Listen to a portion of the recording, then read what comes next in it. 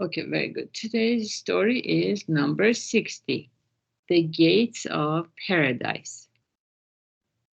A soldier named Nobushige came to Hakuin and asked, "Is there really a paradise and a hell?" "Who are you?" inquired Hakuin, who is a Buddhist monk. "I am a samurai," the warrior replied. "You a soldier?" exclaimed Hakuin. "What kind of ruler would have you as his guard? Your face looks like that of a beggar." Nobushige became so angry that he began to draw his sword, but Hakuin continued, "So you have a sword. Your weapon is probably much too dull to cut off my head." As Nobushige drew his sword, Hakuin remarked, "Here open the gates of hell."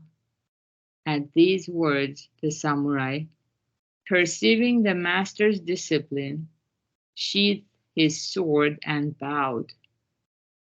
"Here open the gates of paradise," said Hakuin. Okay, very good. That's all for today's story. It sounds kind of mysterious, but actually it's very touching because people always ask us, is there really a paradise and a hell?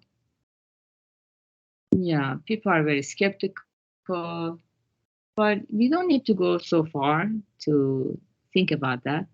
And here it says, when someone makes fun of you, like telling you, for example, like here, what kind of ruler are you? What kind of person are you? Your face looks like that of a beggar, or you're so ugly, or whatever people say that actually provokes us, not that we just get irritated, we become furious. When that happens, then here open the gates of hell. That's where we see hell. My first Buddhist teacher always told me, whenever you say like, "Oh shoot, that's you see right there, the realm of hell." I couldn't understand it for quite a few years. But honestly, now that I think about it, yeah, every time something doesn't go as we wish, it's a very unpleasant feeling. And if we don't get a control or a hold of this anger, it not only destroys us, it burns everything on its path. Usually we're not aware of that. Oh yeah, by the way, I'm in Japan now, and we had a speech contest. It was very beautiful. I will share with you when I get back. And one of the speeches was about the rising dragon, which is usually dormant under the ground. And I thought it was such a beautiful title for a speech. But that's the dragon, which is normally dormant. It's the red dragon of fiery anger. It's usually dormant because, we always think about our desires and we try to fulfill them. But there are always people who challenge us. And actually, when you do travel, you begin to see that even more. Because, your bed is not the one you're used to, the pillow, the food you eat, even the language you're used to speaking, it's not necessarily the language of the country you're in. So you get challenged, and which is why it's so important to go out of our way to listen to Buddhism. That's why traveling to Japan and to listen to Buddhism is very good. We get all these opportunities to look at this red dragon and see the solemn existence of hell right there.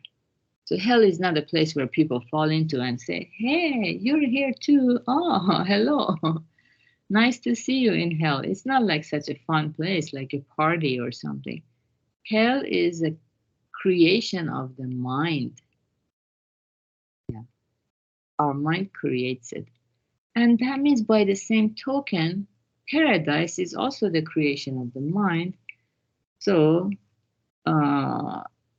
when this samurai perceived the master's discipline, he put his sword back where it was and bowed.